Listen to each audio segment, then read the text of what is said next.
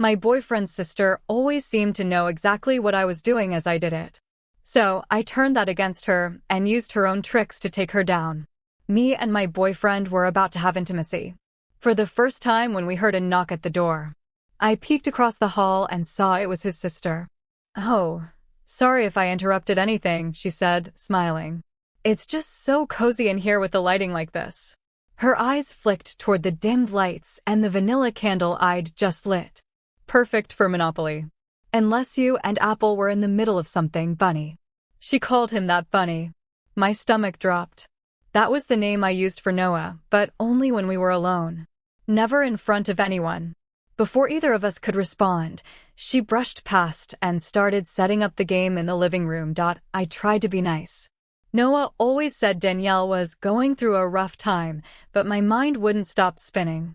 How did she even know that nickname? Halfway through the game, while Noah was in the bathroom, she casually mentioned how much she loved Love is Blind. My chest tightened. That was my guilty pleasure, something I only watched on my laptop with headphones while Noah was at work. She smiled and said, "You know the episode where the mom finds out about the affair?" I froze because I had just watched that exact episode. But how could she possibly know that? The next morning, I got my period. No one knew yet. I hadn't told Noah, hadn't even called into work. Then, a few hours later, Danielle texted. "Had the strangest dream about you bleeding last night. Hope you're okay." My hands went cold holding my phone. The timing was too perfect. That night, I tried to mention it to Noah, keeping my tone light like I was only curious. But his whole body changed, jaw tight, shoulders stiff. "She's always had trouble making friends," he said. "I'm all she's got. And you're my first serious girlfriend. It's just hard for her." His voice cracked at the end. So I tried. I really did. I invited her to movie nights, brunches, everything. But then a pattern started. Every romantic dinner we planned, Danielle would suddenly have crippling stomach cramps about 30 minutes before the reservation. Noah would rush over with medicine and heating pads. He'd always rationalize it. "She used to be my +1 for everything," he'd say. Like that somehow explained how she knew every little detail of our lives. Then her behavior started getting worse. I posted an anniversary photo, just a simple dinner selfie, and within an hour, Danielle posted a whole carousel of childhood photos, her and Noah in the bathtub as toddlers, the two of them slow dancing at a middle school dance, her head resting on his chest. The caption made me sick. "No one will ever know you like your day one." That's when I started pushing for the Costa Rica trip. We'd been saving for 6 months, skipping takeout, working extra hours. Everything was paid for. Perfect, until 2 days before the flight. Noah called from his car, and I could hear Danielle crying in the background.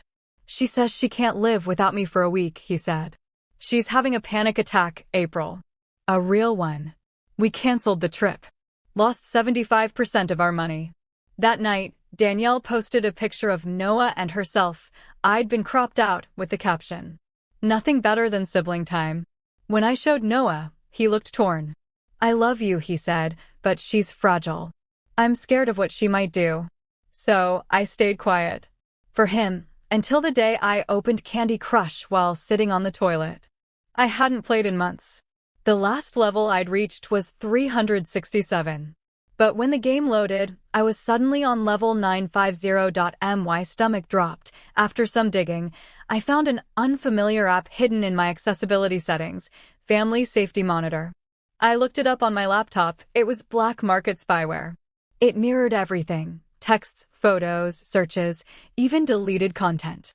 It could even access the camera, and guess when it had been installed? 4 months ago, right after Danielle helped me fix my phone. I sat frozen for an hour, trying to decide what to do. Call the cops? But I'm Mexican with no proof. They'd call it family drama. That's when the idea hit me. If she was watching, I could use it against her. I scheduled a fake appointment at Planned Parenthood and texted my mom. "Noah doesn't know yet, but I'm pregnant. I'm going to abort this." 15 minutes later, there was a knock at my door. "Danielle, isn't there something Noah should know?" she said. I kept my hand on the doorknob, face perfectly blank even though my pulse was pounding in my throat. Her eyes searched mine, waiting for me to crack, but I didn't. Finally, I smiled and said, "Noah and I are doing great. There's nothing we need to discuss right now." She opens her mouth to say something else, but I'm already stepping back and closing the door, not slamming it, just firm enough that she knows the conversation is over. The second I hear the lock click, I pull out my phone with shaking hands and open the clock app to check the exact time. 8:47 p.m. I take a screenshot. Then I open my messages and screenshot the fake text I sent to my mom. 15 minutes. She showed up exactly 15 minutes after I sent that text, which means she saw it in real time and drove straight over here. I save both screenshots in a new folder on my phone labeled evidence. My hands are still trembling, but now it's from this strange mix of fear and something colder, anger, maybe, or just determination hardening inside me. I open my messages again and type one word to my mom: pineapple. Our safe word. It means everything I say from now on might be fake. The three dots appear almost instantly, and then her reply: "I didn't tell anyone, sweetie, red heart." Reading that makes my eyes sting. My mom is the one person Danielle can't reach, can't twist, manipulate, or use against me. I sit down on the couch and just breathe for a minute, trying to process what this means. She's been watching everything on my phone for months, every text, every photo, every search, and now I have proof she's been using that information, but I can't tell Noah. Not yet. He'll just find some way to explain it away like always. I need more proof. Something so clear that even his protective instincts can't rationalize it. Noah comes home a little after 10. I can tell how tired he is from the way he drops his keys on the counter and sighs. When he walks into the living room, I watch his face carefully. "Did Danielle stop by earlier?" he asks. "She texted me something weird about needing to talk to you." His first instinct isn't suspicion or concern, it's to defend her. I can see it in the way his shoulders tense and how he won't quite meet my eyes. "Yeah," I say casually. "She stopped by. It wasn't anything important. Just wanted to say hi." He looks like he wants to ask more, but he's too tired to press. He nods, mutters something about a shower, and disappears down the hall. That's when I decide. I'm not saying a word about the spyware or my suspicions until I have evidence so solid that even he can't explain it away. I have to be careful. Methodical. Because if I accuse her without proof, I'll just be the bad guy attacking his fragile sister.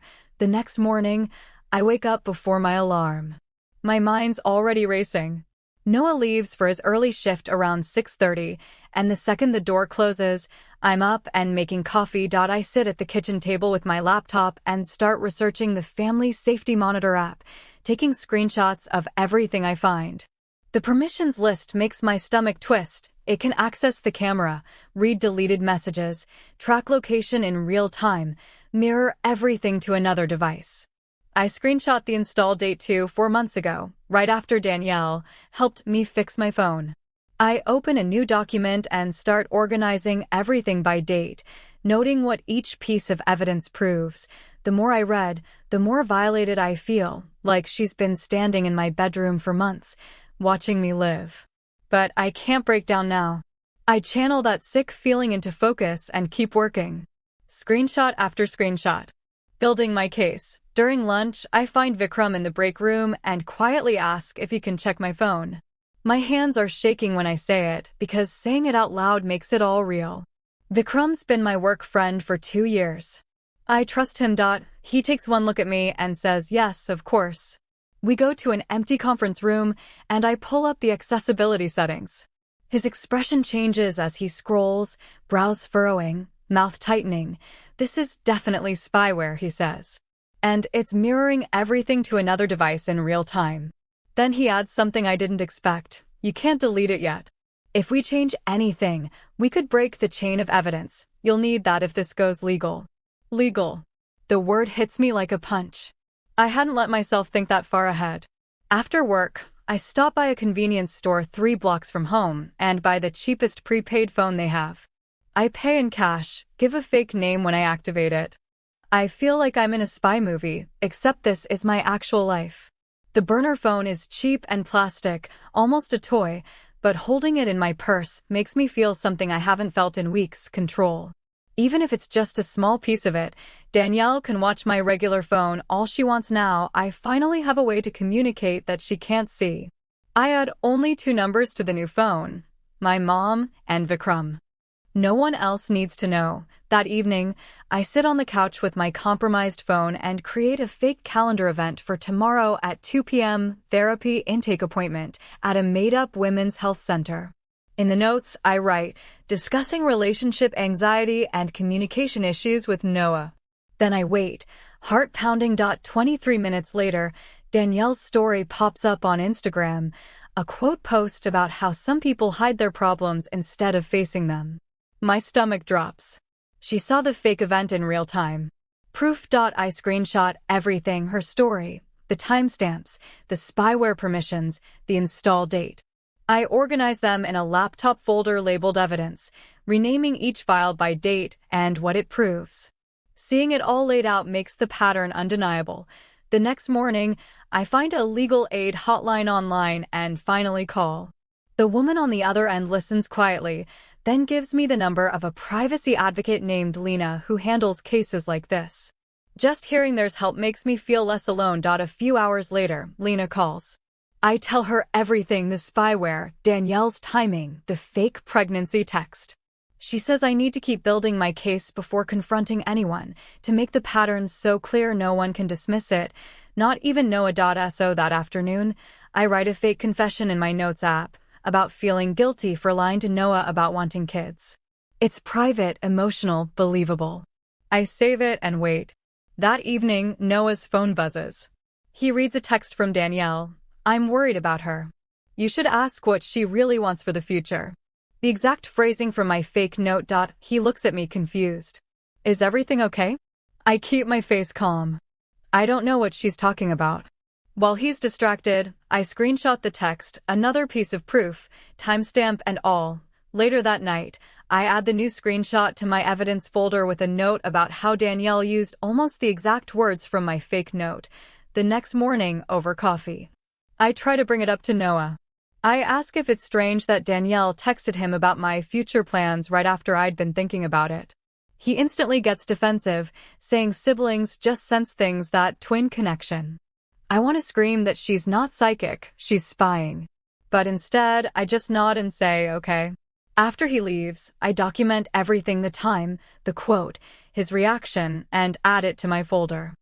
Watching him rationalize what's right in front of him makes me want to cry, but crying won't help.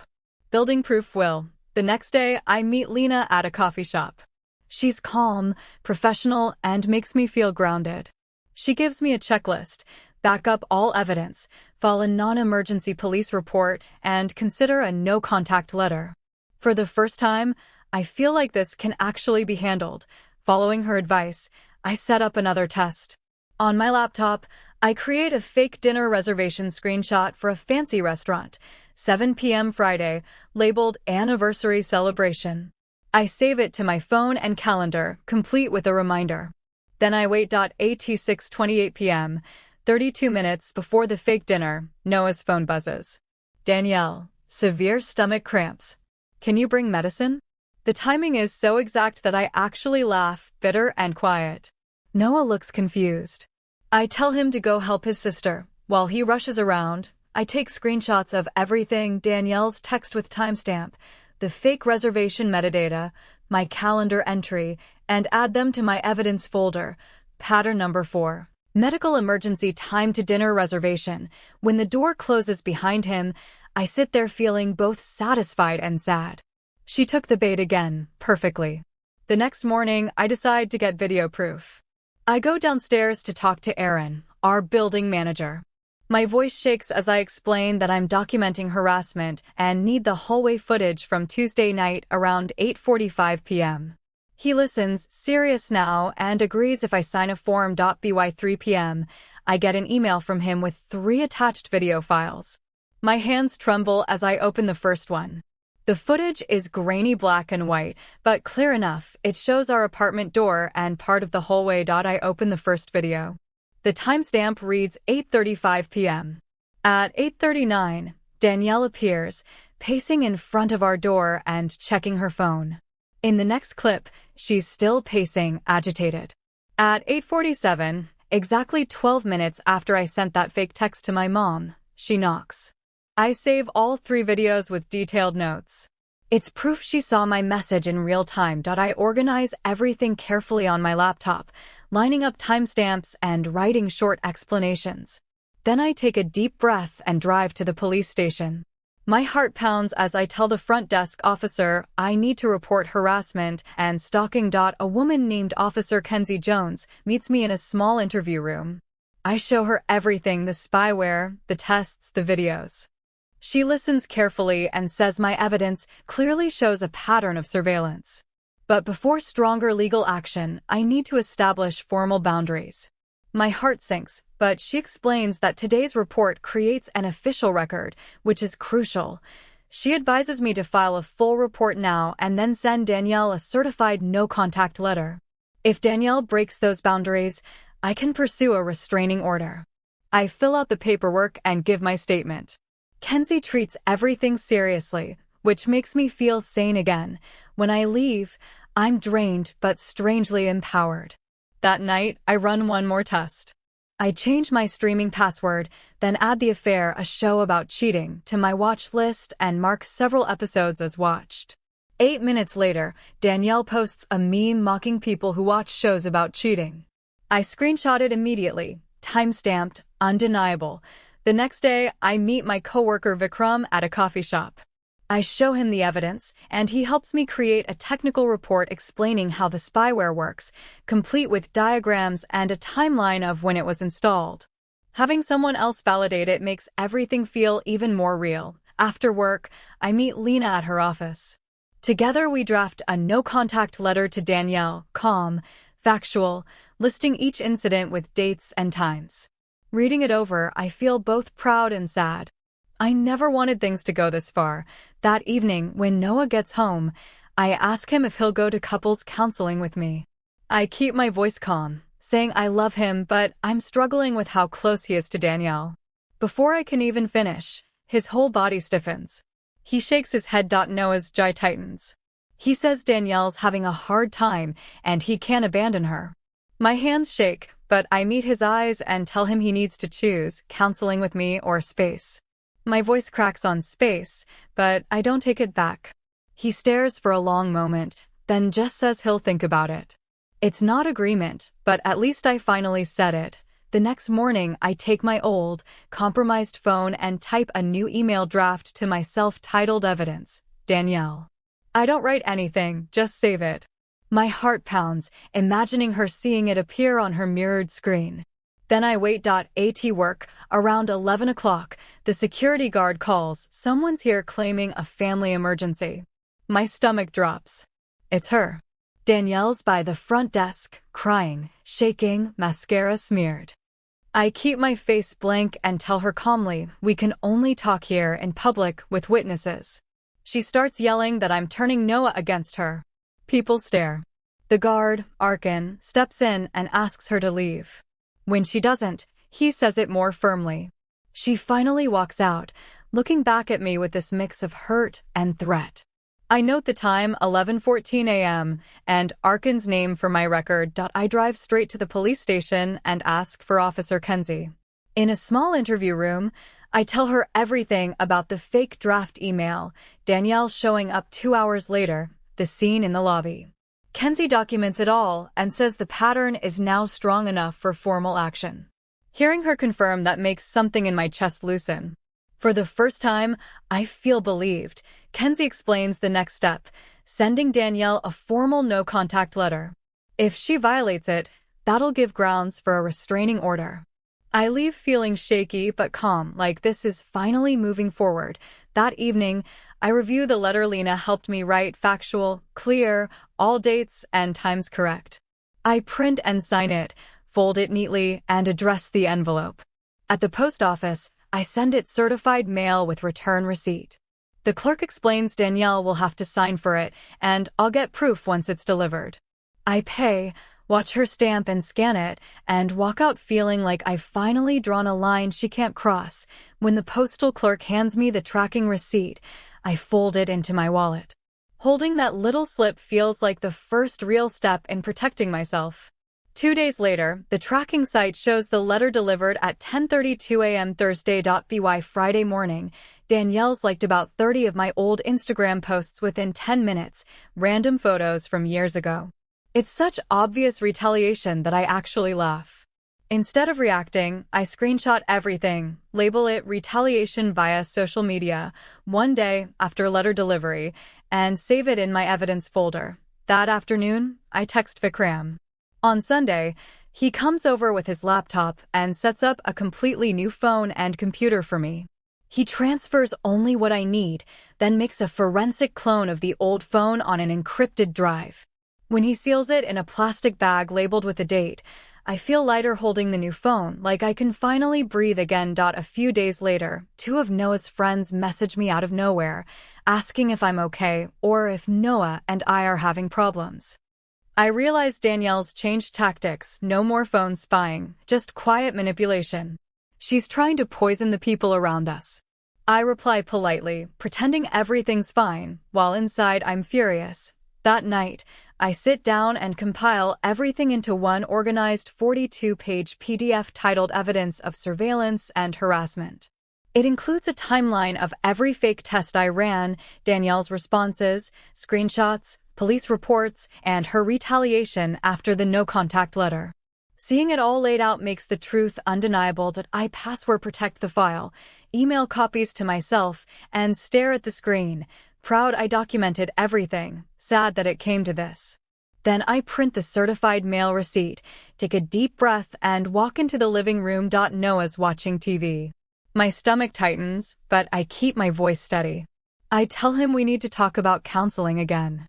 He starts to say Danielle needs him, but I hold up the receipt and say quietly, this is my boundary. Counseling or I need space. The words come out firmer than I expect, and I see Noah realize I'm serious. He stares at the receipt for a long time before finally nodding. He agrees to one session, just one, and I can tell he knows something's wrong but can't face what that means about his sister. The next morning, I call Lena from my new phone and ask if she can loop in Officer Kenzie for a quick call.